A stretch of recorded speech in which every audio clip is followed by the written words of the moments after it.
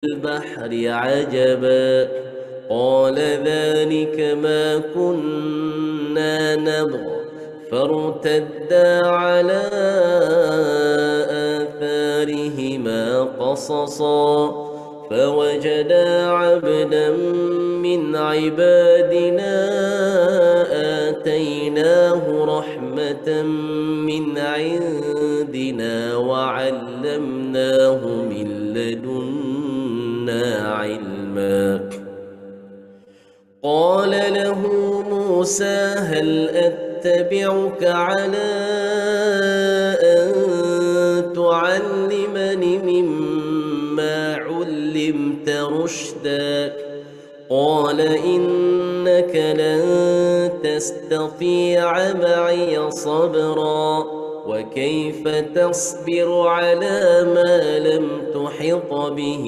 خبرا قال ستجدني إن شاء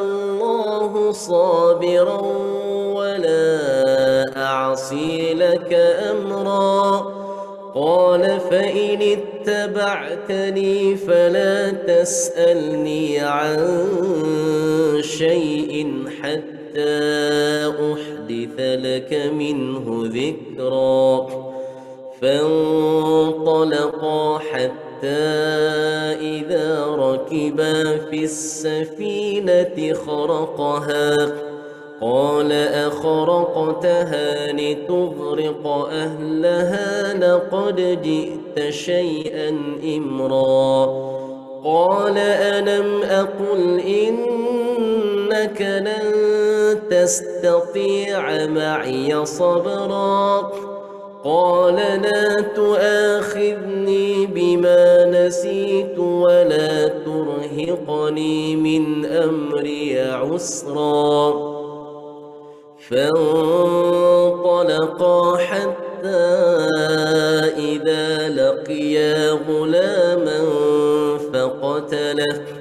فقتله قال أقتلت نفسا زكية بغير نفس لقد جئت شيئا نكرا صدق الله العظيم.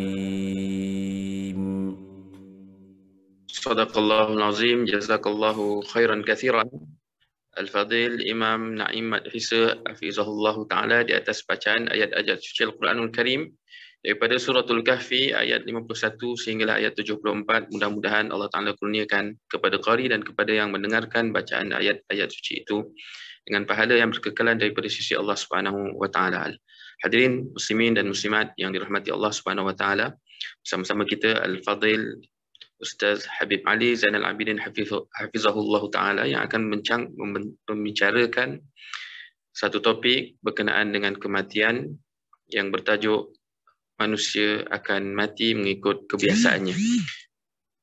Pihak majlis mempersilakan Al-Fadhil Ustaz Habib Ali Zainal Abidin Hafizahullah Ta'ala untuk menyampaikan pengisiannya pada malam ini. Tafadhal mashkurah majurah. Alhamdulillahi Rabbil Alamin wassalatu wassalamu ala asyrafil anbiya'i wal mursalin Sayyidina Muhammadin wa ala alihi wa sahbihi ajma'in amma ba'du. Assalamualaikum warahmatullahi wabarakatuh. Terima kasih kepada moderator kita yang istiqamah memimpin majlis pengajian talabul ilmi dan talaqi setiap bulan bersama dengan kita semua, Fadhil Ustaz Hafiz. Semoga Allah berikan sehat walafiat kepada beliau dan sentiasa memandu kepada kita semua dalam program-program yang meningkatkan nilai dan kualiti iman kepada Allah dan menambahkan bekal kita dengan ilmu dan takwa untuk kita berjumpa dengan Allah Subhanahu wa Ta'ala. Hadirin dan hadirat muslimin muslimat yang dirahmati oleh Allah Subhanahu wa Ta'ala, tajuk pembahasan kita pada hari ini adalah diambil daripada hadis Nabi Muhammad sallallahu alaihi wasallam, yub'atsul mar'u ala ma mata alaih. seseorang akan dibangkitkan dengan cara apa ia meninggal dunia. Dan dalam riwayat yang lain dikatakan, dan kalimat ini adalah amat masyhur walaupun menjadi pembahasan ulama mengenai matannya atau lafaznya, yaitu yamutul mar'u ala ma 'asha alaih wa yub'atsu ala ma mata alaih. Seseorang itu akan meninggal dunia dengan keadaan yang ia hidup dengan keadaan itu, dan akan dibangkitkan daripada kematian dengan keadaan saat ia dimatikan oleh Allah Subhanahu wa taala. Yamutul mar'u ala ma 'asha alaih wa yub'atsu ala ma mata alaih. Kata-kata ini adalah merujuk kepada firman Allah Subhanahu wa taala mengenai kehidupan dan kematian. Yang kedua-dua ini adalah makhluk yang dicipta oleh Allah untuk menduga dan menguji kepada manusia dengan kehidupan, serta menduga dan menguji kepada manusia dengan kematian. Allah Subhanahu wa taala berfirman dalam Al-Qur'anul Karim dalam surat Al-Mulk, "Alladzi khalaqal mauta wal hayata liyabluwakum ayyukum ahsanu amala." Allah Subhanahu wa taala yang menciptakan al-mauta, kematian, wal hayata, dan kehidupan. Apa tujuannya? Liyabluwakum, untuk menguji kepada kamu pada kematian dan juga kepada kehidupan. Apakah bentuk ujiannya? Ayyukum ahsanu amala. Siapa di antara kamu yang terbaik amalnya? Kematian itu keluarnya ruh daripada jasad. Kematian itu perpindahan daripada satu keadaan kepada keadaan. Kematian itu adalah al-intiqal, berubah daripada satu alam kepada satu alam. Demikian yang kita fahami dalam syariat yang diajarkan kepada umat Islam di dalam memahami kematian. Ianya berbeza dengan pemahaman dan ideologi segelintir orang yang mengatakan bahwasanya kematian adalah penghujung kepada segala-galanya. Wa ma yuhlikuna illa ad-dahru. Tiada yang mematikan dan membinasakan serta menghilangkan kami semua, yakni khalas, tak ada lagi apa-apa setelah hilangnya ini, setelah kematian ini, melainkan yang menghabiskan kita segala-galanya adalah masa. Yakni kalau umur seseorang sudah berakhir, maka berakhirlah segala-galanya pada manusia tersebut. Ini dinamakan golongan ad-dahriyin, golongan orang-orang yang berkeyakinan bahwa masa yang diberi bila berakhir, maka berakhirlah segala-galanya pada manusia tersebut. Dan golongan ini adalah golongan orang yang ingkar kepada kebangkitan, ingkar kepada alam barzakh, ingkar kepada hari kiamat, karena meyakini kematian sebagai penghujung kepada segala-gala yang terkait dengan manusia tersebut. Bagi kita, sebagai seorang muslim dan mukmin, berkeyakinan bahwa kematian itu adalah keluarnya ruh daripada jasad. Dan kembalinya jasad ke asal ciptaan jasad. Minha khalaqnakum wa fiha nu'idukum wa minha nukhrijukum taratan ukhra. Allah berfirman dalam Al-Quran, daripada tanah kami ciptakan kamu, yakni tubuh badan ini, dan kepada tanah kami kembalikan kamu, yakni dikebumikan, dan daripada tanah kami bangkitkan kamu, yakni jasad yang sudah menyatu dengan tanah dan hancur tulang belulang kecuali bahagian daripada ajbud zanab, sebagaimana disabdakan oleh Nabi SAW, manusia itu kalau dikuburkan akan hancur semua tulang-tulangnya kecuali ajbud zanab. Ajbud zanab ini bahagian bawah daripada ekor tulang belakang. Itu yang tidak hancur, dan daripada itu manusia akan dibangkitkan semula. Oleh sebab itu baginda Rasulullah SAW bersabda, "Ana awwalu man tanshaqqu anhu al-ardu yaumal qiyamah." Saya adalah orang pertama yang akan terbelah kuburnya nanti di hari kiamat. Yani setiap orang yang meninggal dunia akan dibangkitkan daripada tempat ia dikuburkan untuk menyatu balik daripada tanah yang menjadi tempat pengemudiannya untuk kembali tumbuh daging dan juga kulit untuk diangkat di atas tanah kembali. Dan baginda bersabda, aku adalah orang pertama yang akan dibangkitkan oleh Allah Subhanahu wa taala, sementara tubuh badan baginda Rasulullah tidak hancur karena Allah Subhanahu wa taala menjaga jasad para anbiya. Jadi pemahaman berkenaan dengan kematian ini penting bagi seorang muslim dan mukmin supaya menanam keyakinan dan harapan bahwasanya kematian adalah perpindahan. Namun yang perlu untuk diperhati bagi seorang muslim dan mukmin, kepada apa ia berpindah. Adakah kepada keadaan yang lebih baik di masa hidupnya? Ataupun sebaliknya, karena perpindahan alam dunia ke alam barzakh, yaitu alam selepas kematian, hanya ada dua saja. Imma orang itu sa'id, yakni orang yang bahagia, atau syaqi, atau orang yang celaka. Al-qabru awwalu manzilin min manazilil akhirah, kata baginda Rasulullah. Kubur itu tempat persinggahan pertama menuju ke akhirat. Barang siapa yang selamat di kubur, maksudnya senang, boleh menjawab soalan mungkar dan nakir, menikmati kenikmatan alam barzakh, maka setelah alam barzakh ini akan memudahkan baginya. Tapi yang tidak selamat di barzakh, tak boleh jawab soalan mungkar dan nakir, merasa azab di alam barzakhnya, maka setelah alam barzakh yang penuh dengan azab itu, azab yang lebih dahsyat lagi. Demikian sabda Nabi Muhammad SAW mengenai alam barzakh yang melalui pintu kematian. Oleh sebab yang demikian, Allah Subhanahu wa taala berfirman, "Alladzi khalaqal mauta wal hayata." Allah yang menciptakan kematian, Allah juga menciptakan kehidupan.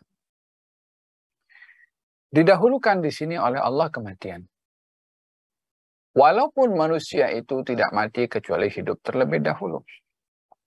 Allah tidak mengatakan dalam ayat ini, "Alladzi khalaqal hayata wal mauta." Yang menciptakan hidup dan mati. Karena urutannya hidup dulu, baru mati. Tapi Allah Subhanahu wa taala menyebutkan alladzi khalaqal mauta wal hayata. Allah lah yang menciptakan kematian dan kehidupan. Kehidupan di sini dimaksudkan adalah kehidupan di dunia. Tetapi diakhirkan peletakannya setelah kematian oleh Allah Subhanahu wa taala, kata ulama mengatakan bahwasanya litanbih, untuk manusia mengambil berat tentang kematian yang ianya adalah merupakan proses yang dituju oleh kehidupan. Supaya seseorang tidak tertumpu kepada kehidupan sehingga lupa kepada kematian, maka diingatkan kematiannya dulu sebelum kehidupan untuk supaya yakin dan sadar hidup ini akan berakhir dengan kematian. Wala tajidannahum ahrasan nasi ala haya. Kamu akan dapati mereka, orang-orang ahlul kitab, orang yang paling rakus untuk ingin hidup lama. Lebih rakus daripada orang-orang musyrik. Yawaddu ahaduhum law yu'ammaru alfa sanah wa ma huwa bimuzahzihihi minal adabi ayyu'ammar.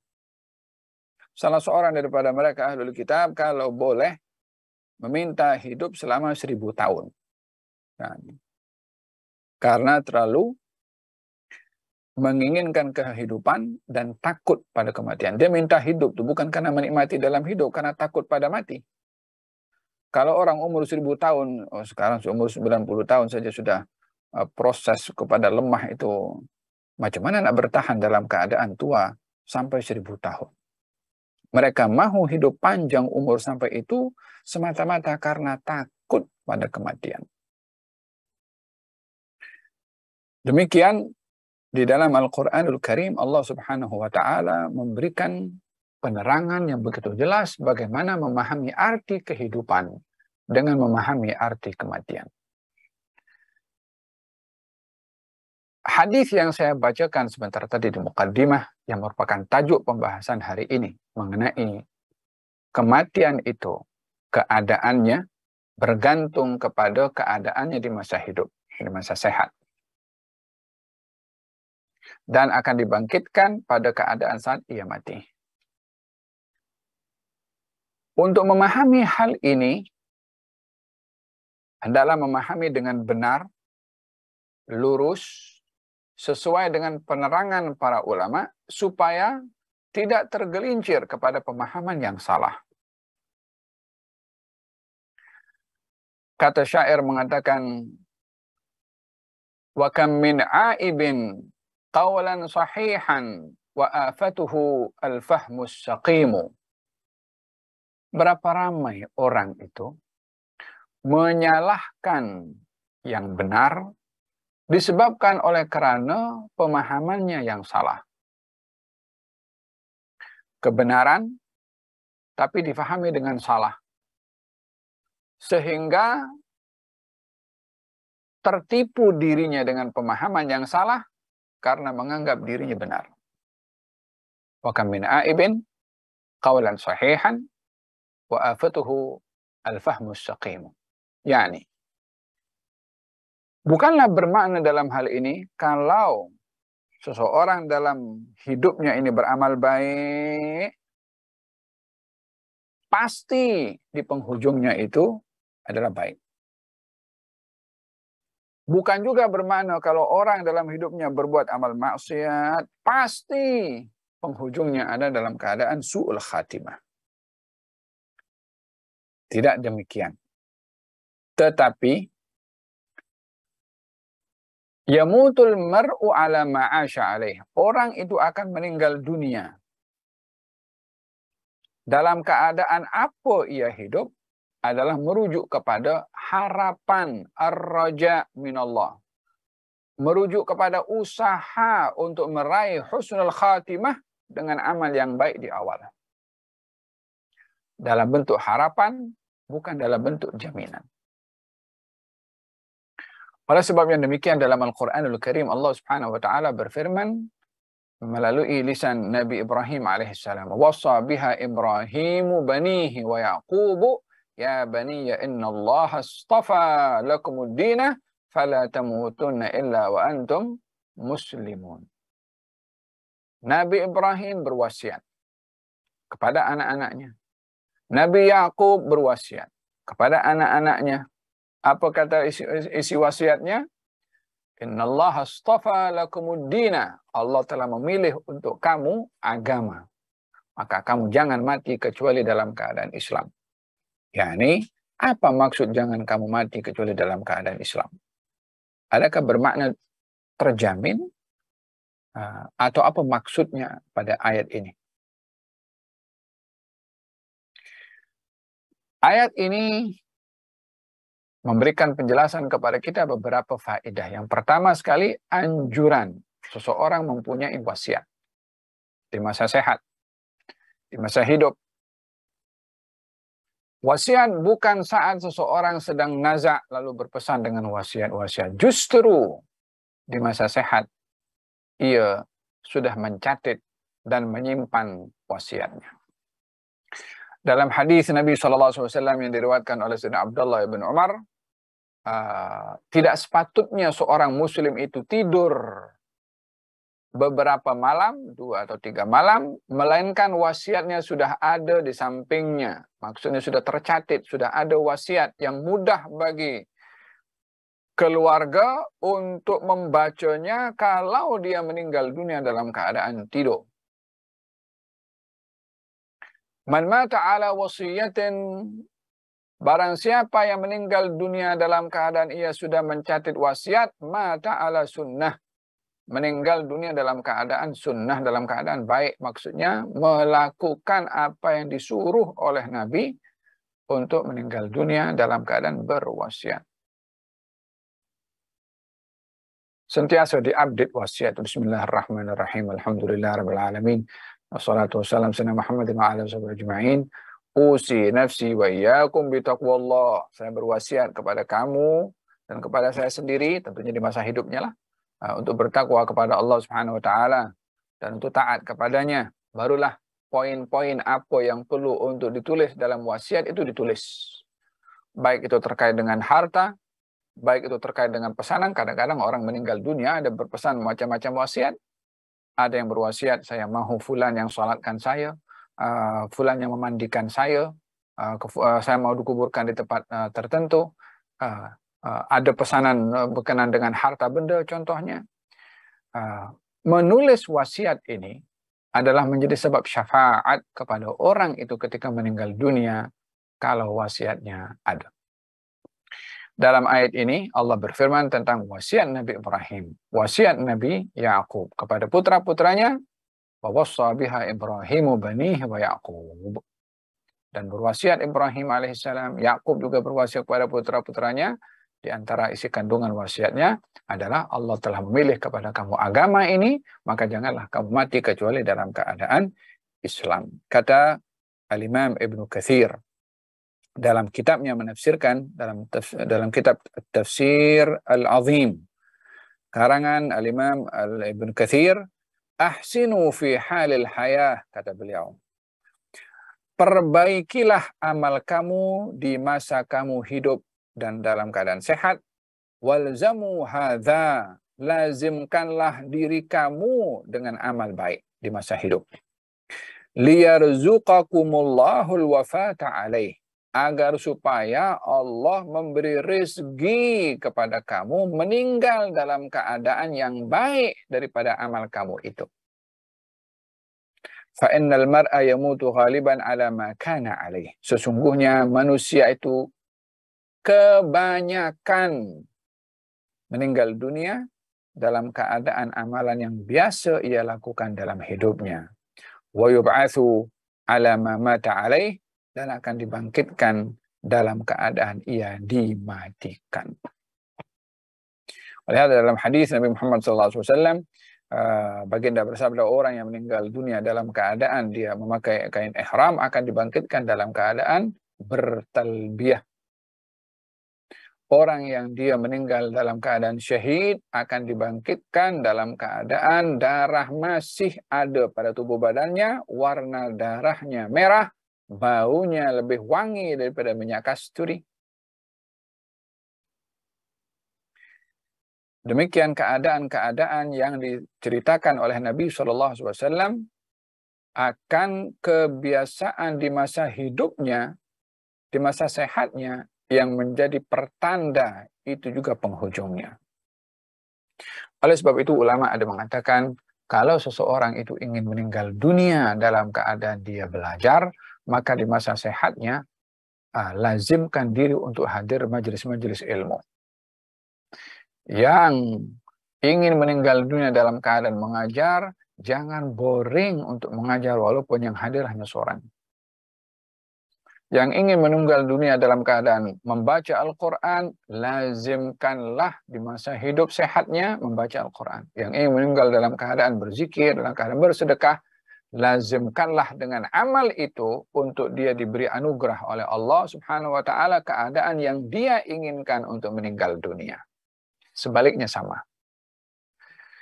Bila seseorang tidak mahu meninggal dunia dalam keadaan melakukan maksiat atau melihat perkara-perkara yang haram, jauhkanlah daripada perbuatan itu. Khawatir saat berbuat perbuatan itu ajal datang kepadanya. Olehada dalam hadis Nabi Muhammad SAW berkata kepada salah seorang sahabat Nabi SAW yang datang kepada Rasulullah dengan membawa harta. yakni baginda Rasulullah SAW mengagihkan harta rampasan perang kepada kaum muslimin. Sehingga salah seorang daripada mereka mendapatkan bahagian dan peruntukan daripada harta rampasan perang itu. Maka dibawa harta rampasan perang itu oleh sahabat ini kepada baginda Rasulullah. Katanya, ya Rasulullah, ini apa? Kata Nabi, itu adalah hak kamu daripada harta rampasan perang. Kata sahabat itu mengatakan, ya Rasulullah, saya berperang bersama dengan engkau bukan untuk mendapatkan harta ini. Kata Nabi, kalau begitu kamu berperang berjihad dengan aku untuk mendapatkan apa? Ya Rasulullah, saya berperang dengan engkau agar supaya saya mendapatkan syahadah di jalan Allah dengan adanya panah yang mengenai leher saya, sehingga saya gugur dalam keadaan syahid. Dia sambil pegang kepada lehernya macam ini. Maknanya, dia ingin mati dalam keadaan syahid. Maka bergantung pada keadaannya di masa dia sehat, di masa dia hidup. Nabi bersabda, "In tasduqillaha yasdukka." Kalau kamu betul pada kata-kata kamu untuk mendapatkan syahadah, maka Allah akan memberikan kepada kamu sesuai dengan kejujuran pada kata-kata kamu. In tasduqillaha yasdukka. Hadir dalam peperangan yang berikutnya, dia pun ikut bersama dengan baginda Rasulullah. Akhirnya dia pun gugur syahid dengan adanya panah mengenai kepada leher, tepat pada tempat yang dipegang olehnya ketika bercakap dengan baginda Rasulullah Shallallahu Alaihi Wasallam. Maka baginda mengatakan, huwa, adakah dia ini betul dia? Yang berkata kepada aku beberapa waktu yang lalu. Kata sahabat, huwa ya Rasulullah. Dialah orang itu, Rasulullah.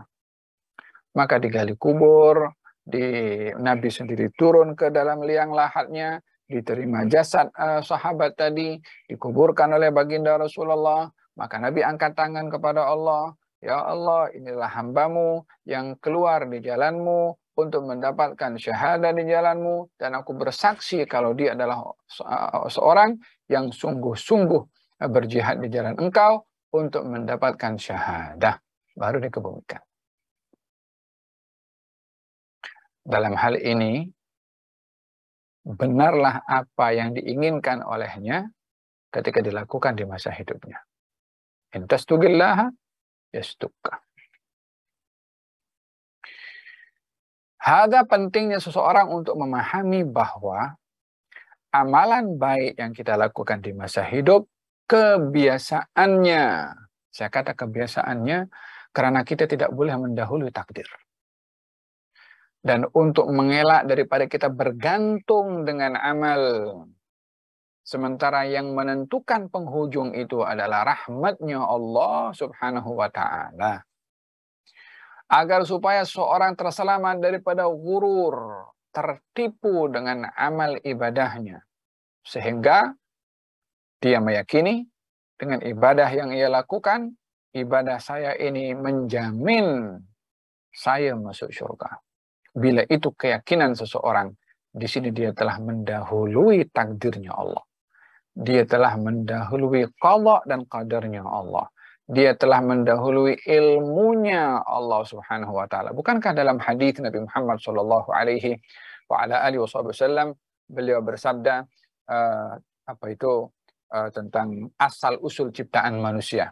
Katanya, yujma'u ahadukum fi batni ummihi 40 lailatan nutfah, thumma yakunu 'alaqatan mithla dhalik, thumma yakunu mudghatan mithla dhalik, thumma yursalu ilayhi al-malak fayu'maru binafkhir ruh wa yu'mar bi 4 kalimat, bikatbi rizqihi wa ajalihi wa 'amalihi wa shaqiyyun aw sa'id.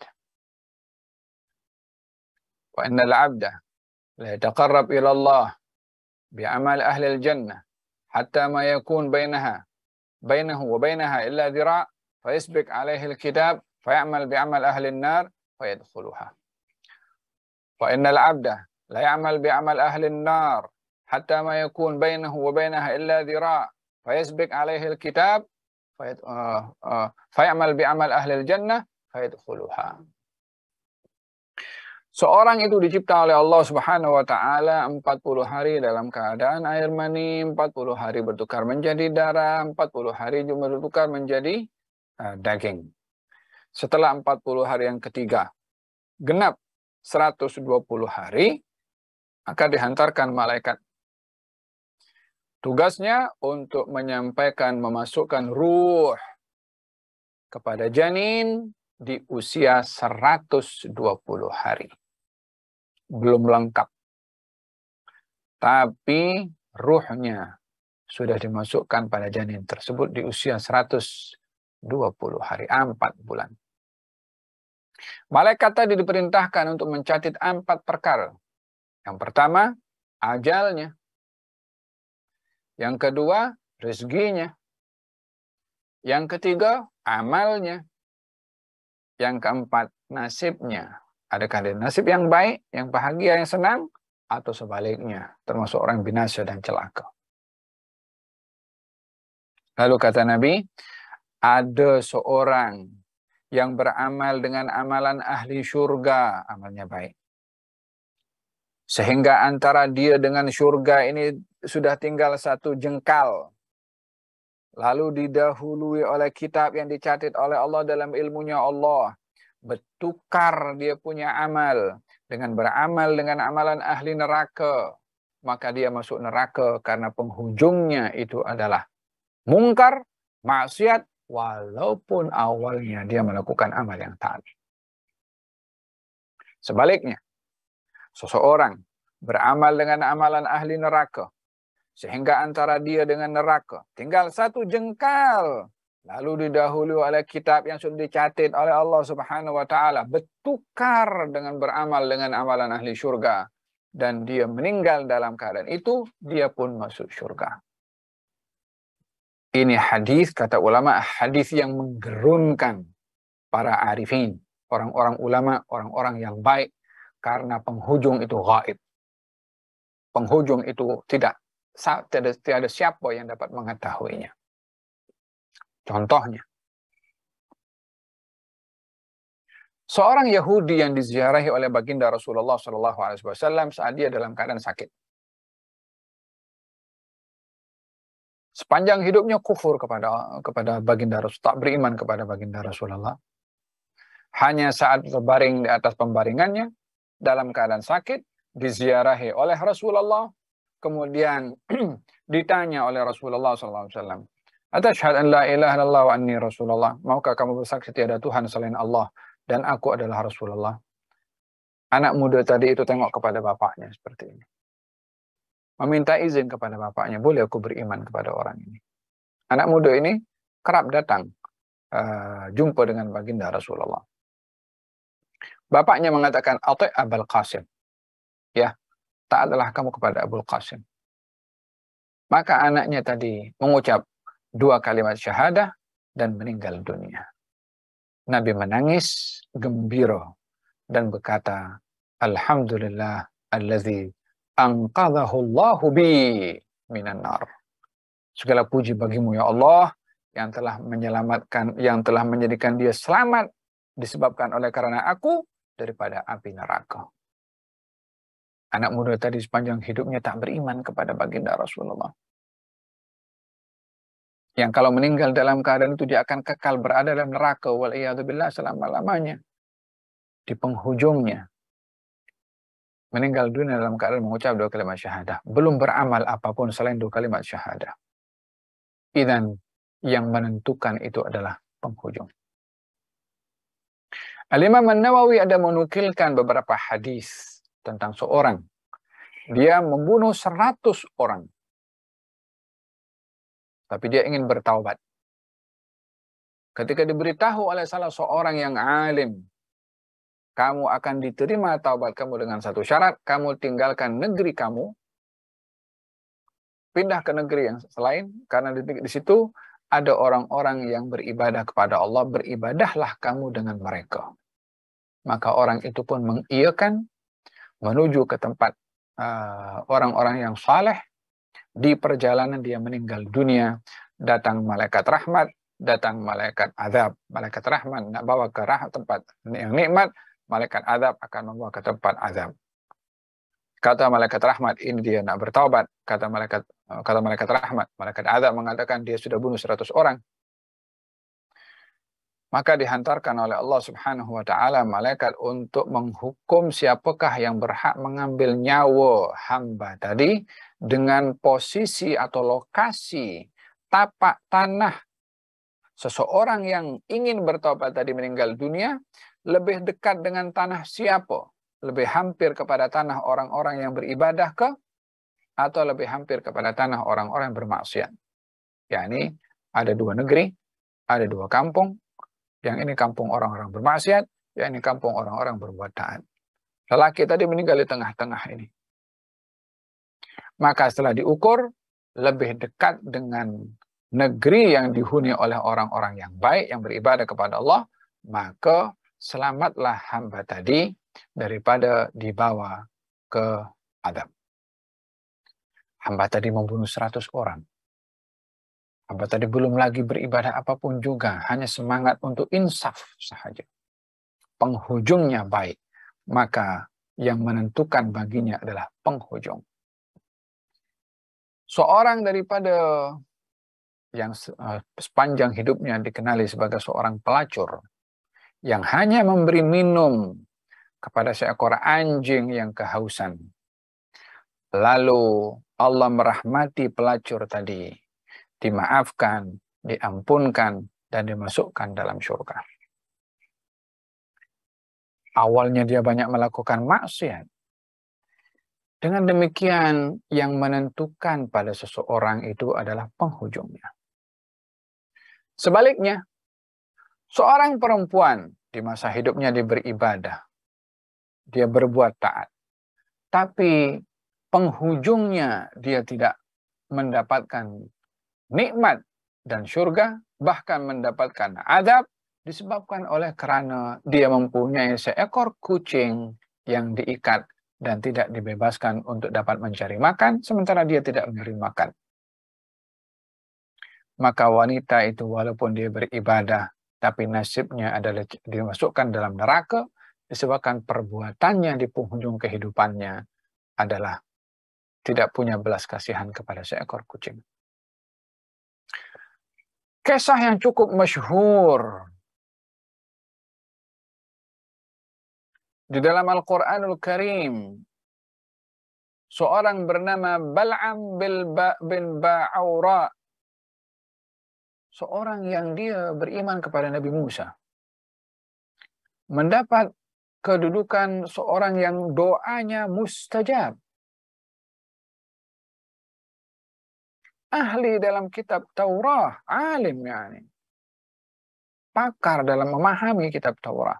Belajar kepada Nabi Musa alaihissalam. Tetapi karena keduniaan, akhirnya ia tergelincir kepada kemungkaran, berpaling tadah daripada Nabi Musa, maka ia tergolong daripada golongan yang Allah firmankan dalam Al-Quran, dan diberi perumpamaan orang seperti ini, umpama seekor anjing yang kalau didokong pun juga melelehkan lidahnya, atau kalau dibiarkan pun juga sama demikian. Penghujungnya tidak baik. Walaupun awalnya dia seorang yang baik, yang beriman, ahli dalam kitab Taurat, doanya mustajab. Jadi bagaimana kita akan menimbang dua keadaan ini? Antara memahami bahwa penghujung kehidupan seseorang bergantung pada permulaannya. Kalau baik maka baik, kalau tak baik maka tak baik. Dengan realiti yang saya ceritakan kisahnya berdasarkan dengan hadis Nabi Muhammad, yang satu awalnya tak baik, tapi penghujungnya baik. Yang kedua awalnya baik, penghujungnya tak baik. Macam ada kontradiksi antara dua perkara ini. Sebenarnya tidak ada kontradiksi. Hanya sebagaimana saya dalam mukaddimah saya sebutkan, bergantung kepada cara kita memahami tentang hadis tadi dan ayat yang saya bacakan tadi adalah mesti benar, maka kita akan dapat melihat kedua-duanya sinkronis dan tidak ada pertembungan. Apakah itu? maksud daripada seorang itu akan meninggal dunia pada keadaan di masa dia hidupnya, artinya seorang yang dia membiasakan dalam hidupnya dengan amal-amal perbuatan yang baik, kebanyakannya atau diharapkan daripada perbuatan baik mendapatkan penghujung yang baik. Seseorang yang di masa hidupnya dia melakukan amal perbuatan maksiat, kebanyakannya atau yang akan berlaku pada harapannya adalah mendapatkan penghujung yang tidak baik juga. Tetapi itu bukan merupakan kepastian, karena kadang-kadang permulaan yang baik berakhir dengan tidak baik atau sebaliknya. Dan dengan demikian kita memahami kesinambungan atau hubungan yang saling melengkapi antara hadis dan juga dengan hadis yang lain, atau antara ayat Quran dengan ayat Quran yang lainnya. Lalu bagaimana seseorang itu dapat merasai kalau penghujungnya itu baik? Gal baginda Rasulullah SAW bersabda dalam hadis, "Man ahabba liqa Allah, ahabba Allahu liqa'ah." Barang siapa yang ia suka untuk jumpa dengan Allah, maka Allah pun suka untuk jumpa dengan dia. Wa man kariha liqa Allah, kariha Allahu liqa'ah.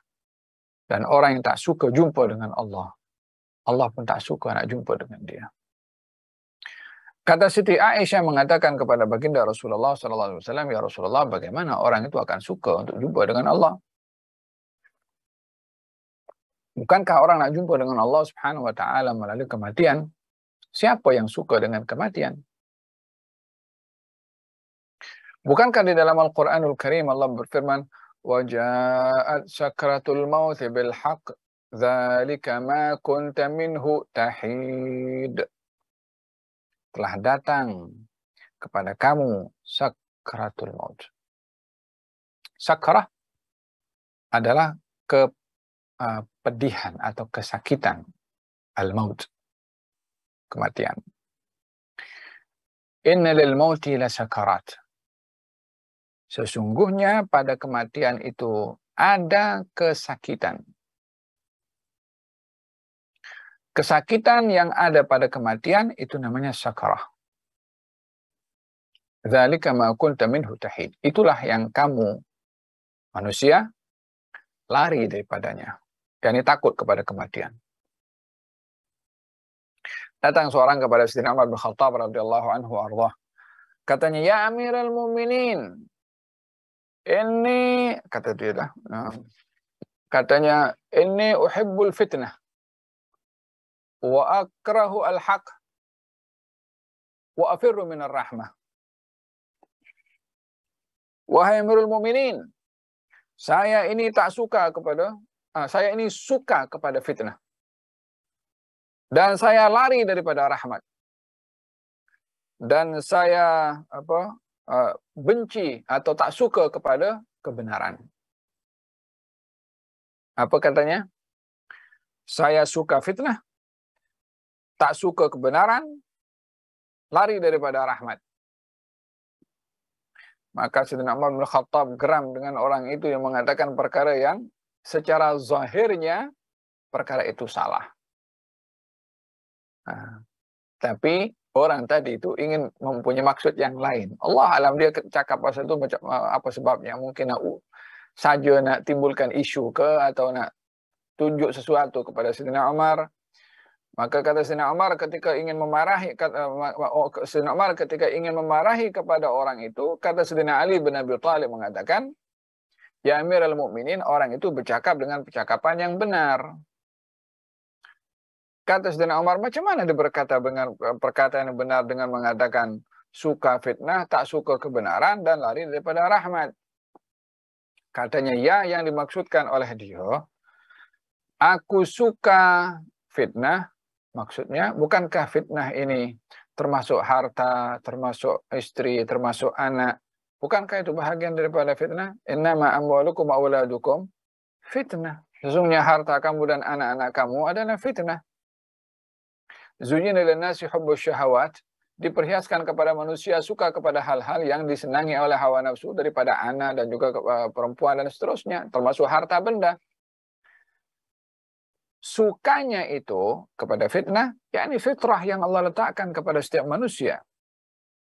Itu sebab dia mengatakan saya suka kepada fitnah. Adapun dia mengatakan saya tak suka kepada kebenaran, yang dimaksudkan kebenaran di sini adalah kematian. Semua orang tak mau mati, semua orang takut kepada kematian. Itulah firman Allah Subhanahu wa taala, "Wa ja'at sakratul maut bil haqq, dzalika ma kunta minhu tahid." Sakratul maut bil haqq. Al-haq merujuk kepada kematian. Yang ketiga, dia lari daripada fitnah, daripada rahmah, yang dimaksudkan adalah hujan itu bahagian daripada rahmah. Kalau hujan turun, orang semua pada lari berteduh. Kata Sayyidina Umar mengatakan, celaka satu tempat kalau saya ada di tempat itu tak ada Abul Hasan. Abul Hasan maksudnya Sayyidina Ali bin Abi Thalib yang selalu memberikan bimbingan dan memberikan nasihat. Dan dalam hal ini, bagi kematian itu ada kepedihan dan kesakitan. Kata dalam beberapa riwayat dinyatakan pedihnya kematian atau sakaratul maut itu adalah lebih tajam daripada ditetak pedang sebanyak 300 kali. La ilaha illallah, kita tak nasallallahu alaihi wa sallam. Di antara doa yang warid, Allahumma hawwin alaina fi sakaratil maut. Ya Allah, ringankan kepada kami daripada pedihnya sakaratul maut. Hada berkenaan dengan kematian, ya. Tetapi ada hadis Nabi yang saya tanyakan tadi ketika ditanya oleh Siti Aisyah kepada Rasulullah, ya Rasulullah, bagaimana orang itu boleh suka jumpa dengan Allah sementara nak jumpa dengan Allah melalui kematian, yang orang itu lari daripada kematian, yakni tak mahu atau tak suka kepada kematian. Macam mana boleh suka jumpa dengan Allah sementara melalui pintu yang ia tak suka? Kata baginda Rasulullah mengatakan, seorang mukmin itu bila ajalnya tiba akan dibuka oleh Allah tirai yang dia melihat apa yang Allah sediakan untuknya. Sehingga dengan melihat apa yang disediakan oleh Allah, dia suka untuk jumpa dengan Allah. Dan seorang yang kafir atau seorang yang meninggalnya dalam keadaan su'ul khatimah, bila ingin meninggal dunia akan dibuka apa yang ia akan terima setelah kematian, maka dia melihat penuh dengan siksaan, maka dia tak mahu jumpa dengan Allah. Dengan kematian, maka Allah pun tak mahu jumpa dengan dia. Dan ini bahagian daripada rahmat yang diberikan oleh Allah kepada orang yang beriman. Bila dalam keadaan naza' dibuka oleh Allah Subhanahu wa taala apa yang akan diberikan oleh Allah Subhanahu wa taala. Demikian apa kata Sayyidina Ahmad Ibn Hanbal atau salah seorang ketika dalam keadaan naza', dia melihat, tengok aku punya sijil dah mula dilipat, katanya. Sijil catatan dia untuk mencatat segala amalnya sudah mula dilipat dah. Karena sudah sampai kepada penghujungnya, yang setelah itu kitab itu akan disimpan untuk diberikan kepadanya nanti di hari kiamat untuk menerima kitab dengan tangan kanan atau dengan tangan kiri, wal'iyadzubillah. Dan maksud daripada hadis ketika dikatakan oleh Nabi SAW, orang yang suka jumpa dengan Allah, maksudnya adalah orang yang beriman. Saat naza' akan dibukakan oleh Allah Subhanahu wa taala pintu, dia melihat apa yang Allah akan berikan kepadanya daripada kenikmatan, sehingga dia suka untuk berjumpa dengan Allah. Sahabat Nabi sallallahu alaihi wa ala alihi wasallam bernama Bilal ibn Rabah.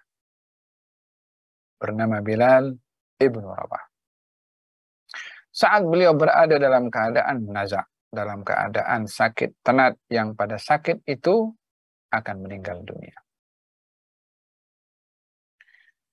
Maka dalam sakitnya itu istrinya mengatakan, wa karbah, wa karbah.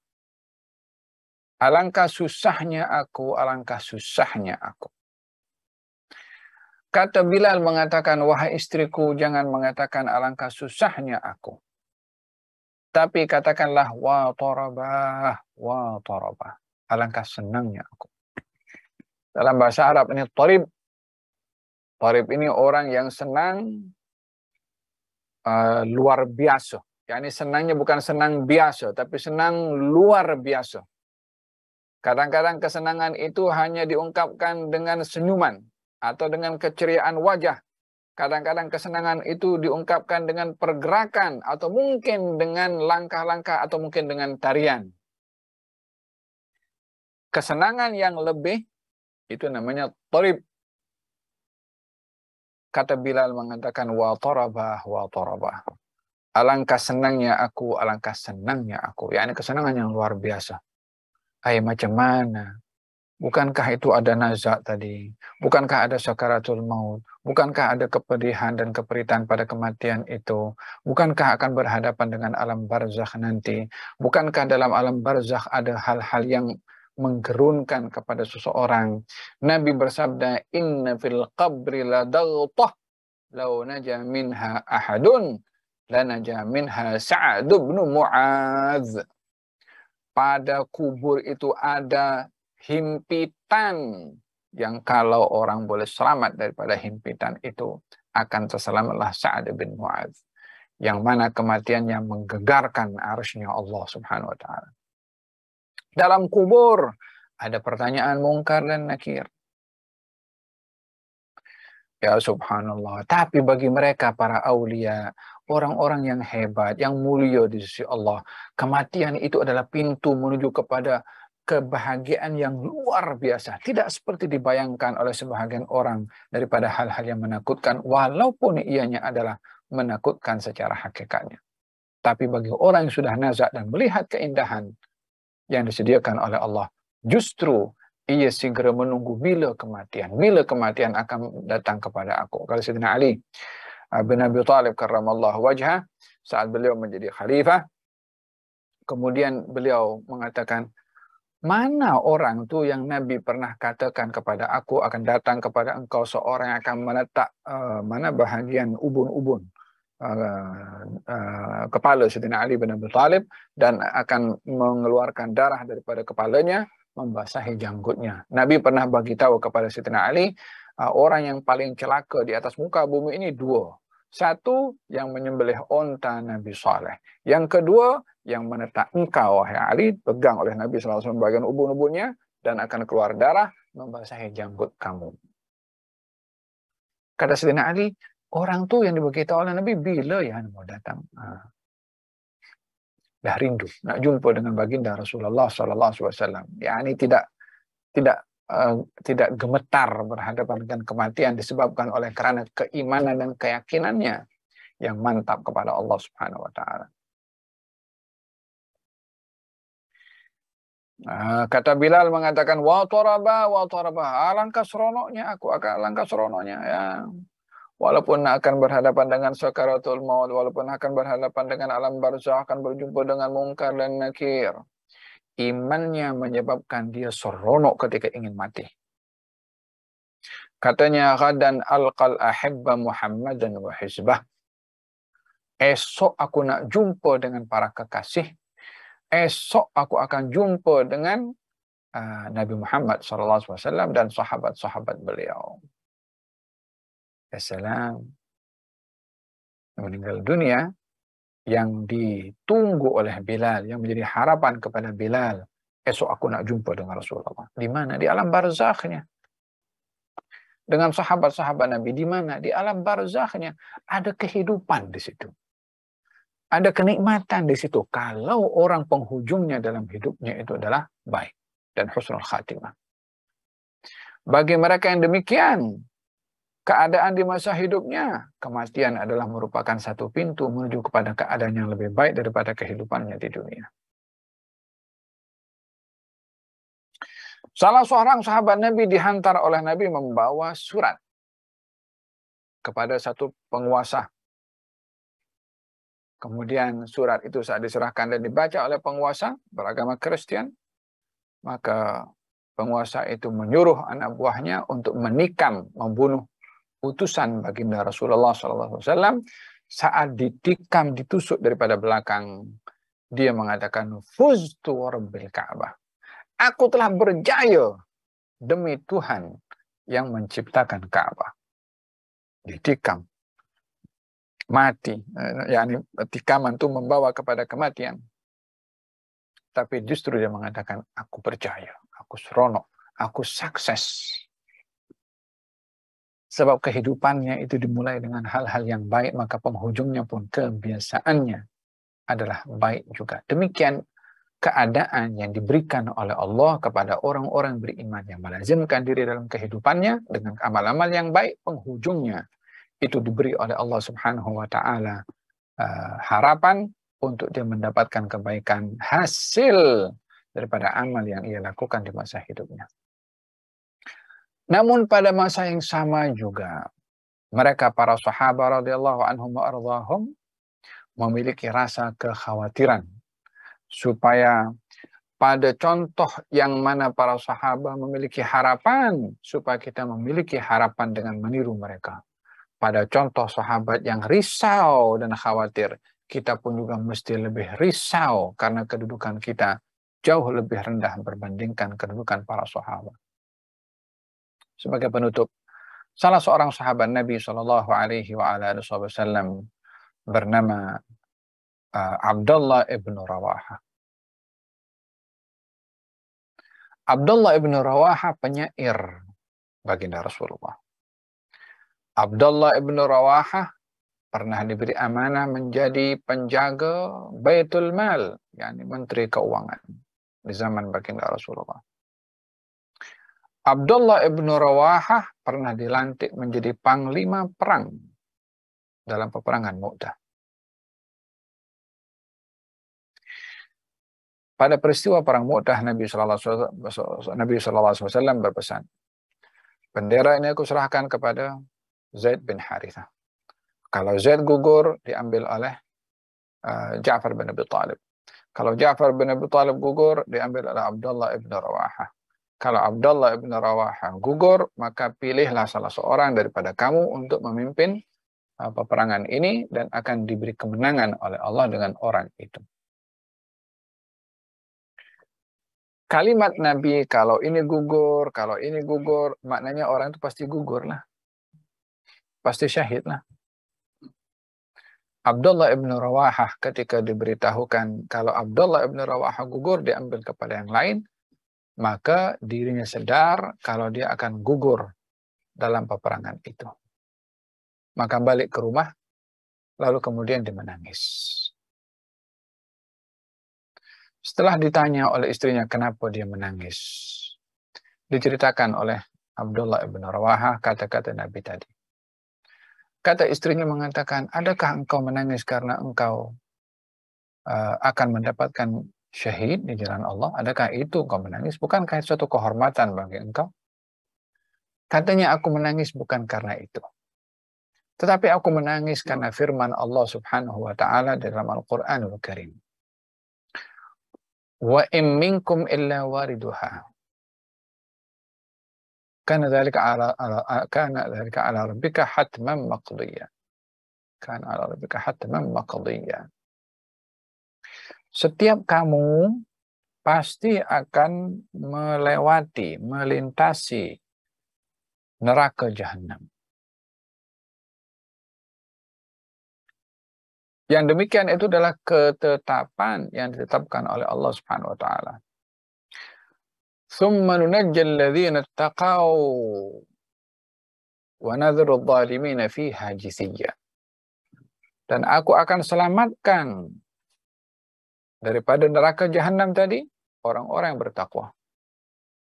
Dan aku akan biarkan orang-orang zalim tergelincir ke dalam api neraka. Merujuk kepada as-sirat yang akan dibentangkan di atas neraka jahanam. Dan masing-masing daripada manusia akan lalu di atas neraka itu. Ada yang selamat, ada yang tidak. Kata Abdullah ibn Rawaha, saya risau. Saya termasuk daripada orang-orang yang tergelincir ketika melintasi di as-sirat. sahabat Nabi, panglima perang. Allah ridha kepada sahabat Nabi, tapi tidak menutup hatinya dan perasaannya kekhawatiran dan risau akan ketentuan qada dan qadarnya Allah Subhanahu wa taala. Dengan demikian kita dapat menyimpulkan daripada apa yang disampaikan tadi adalah perbuatan yang baik itu diharapkan oleh tuan empunya badan yang melakukan kebaikan untuk mengharap baik juga daripada Allah di penghujungnya. Dan orang yang melakukan maksiat itu hendaklah dia sadar dan berhenti karena perbuatan maksiat itu kebiasaannya boleh membawa kepada penghujung yang tidak baik. Dengan demikian kita berdoa kepada Allah Subhanahu wa taala, semoga Allah Subhanahu wa taala berikan kepada kita umur yang panjang, yang berkat, diisi dengan taat dan penghujung yang baik dan selamat, husnul khatimah. Dijauhkan oleh Allah daripada dosa dan maksiat, dan diberi hidayah dan kesedaran dan insaf. Kalau ada di antara kita yang tergelincir kepada perbuatan dosa, untuk bertaubat kepada Allah Subhanahu wa taala dan tidak dicabut nyawa kita, tidak diambil nyawa kita, melainkan dalam keadaan sudah bertaubat kepada Allah Subhanahu wa taala untuk mendapatkan husnul khatimah. Ya Allah biha, ya Allah biha, ya Allah bi husnul khatimah. Wa sallallahu ala sayyidina Muhammadin wa ala alihi wasallam. Alhamdulillahirabbil alamin. Kembali kepada Ustaz Hafiz. Barakallahu fikum. Jazakallahu khairan kathiran Al-Fadhil Habib Ali Zainal Abidin hafizahullah ta'ala di atas perkongsian yang sangat bermanfaat. Mudah-mudahan kita semua mengambil iktibar dan menyebarkan apa yang kita ketahui dan kita pelajari kepada ahli keluarga kita dan rakan-rakan kita, insyaAllah. Hanya satu soalan saja Ustaz, sekiranya diberi keizinan. Dia bertanya tentang berkenaan dengan wasiat. Adakah syarat wasiat itu mesti bertulis dan disaksikan oleh seorang lelaki, dua orang lelaki ataupun orang lain, ataupun boleh dengan lisan sahaja? Wasiat itu adalah pesanan yang disampaikan oleh seseorang yang kandungan wasiatnya itu dilakukan setelah kematian. Kalaupun dalam bentuk pesanan akan menjadi wasiat, tetapi tidak cukup lengkap berbandingkan kalau wasiat itu bertulis. Oleh sebab itu dalam hadis Nabi yang saya bacakan di awal tadi daripada riwayat Abdullah bin Umar yang mengatakan tidak sepatutnya bagi seorang muslim berlalu 3 hari atau 2 malam di rumahnya melainkan wasiatnya tertulis. Wasiatnya tertulis. Dan ini adalah lebih membawa keselamatan supaya tidak ada sesiapa yang mereka-reka atau boleh mengundang ketidakpercayaan daripada orang lain. Adakah wasiat itu mesti ada saksi? Lebih baik ya. Kalau tidak pun juga, yang penting wasiat itu sudah tertulis dan diketahui oleh keluarga terdekatnya. Baik itu dengan bentuk tulisan yang yang dikenali tulisan itu kepada tuan punya badan, ataupun sudah diberitahukan kepada yang lain, ini wasiat aku simpan dalam aku punya laci rumah atau seumpamanya, untuk mengelak daripada kecurigaan daripada orang lain, adakah itu wasiat atau tidak. Seboleh mungkin mengelak daripada kecurigaan atau ketidakpercayaan daripada orang lain. Apa hal yang boleh meyakinkan kalau itu adalah wasiatnya, maka diambil langkah baik itu dalam bertulis ataupun dengan adanya saksi. Wallahu a'lam. Alhamdulillah, jazakallahu khairan kathiran Al-Fadhil Habib Ali Zainal Abidin hafizahullah ta'ala di atas perkongsian. Mudah-mudahan Allah Ta'ala kurniakan keberkatan ilmu, keberkatan umur dan kesihatan kepada Al-Fadhil Habib Ali Zainal Abidin dan kepada semua yang hadir dalam majlis utama kita pada malam ini. InsyaAllah kita tutup dengan bacaan doa ringkas daripada Al-Fadhil Habib Ali. Tafadhal. Alhamdulillah Rabbil Alamin. Allahumma salli wa sallim ala sayyidina Muhammadin wa ala alihi wa sahbihi ajma'in. Allahumma inna nas'aluka ilman nafi'an wa rizqan wasi'an wa amalan mutaqabbalan. Allahumma inna nas'aluka husnal khatimah بعد عمر طويل وحال جميل مع الثبات والتمكين يا أرحم الراحمين. اللهم إنا نسألك صحة في تقوى وطول أعمال في حسن عمل ورزقا واسعا لا تعذبنا عليه. ربنا آتنا في الدنيا حسنة وفي الآخرة حسنة وقنا عذاب النار. وصلى الله على سيدنا محمد وعلى آله وصحبه وسلم. الحمد لله رب العالمين. Terima kasih Habib Ali, terima kasih semua.